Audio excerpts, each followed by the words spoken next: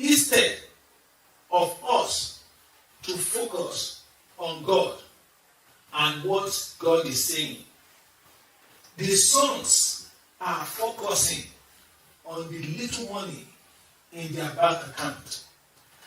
They are busy focusing, comparing their prosperity with others.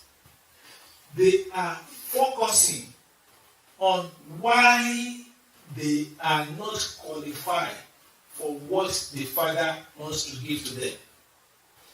Instead of them to focus on God, so that God can show them what they need to do to survive and to live a better life. They are busy. The sons are busy judging others. The sons are busy fighting with each other. The sons are busy gossiping, backbiting. They are not focusing on God's instruction. Praise the Lord. Hallelujah.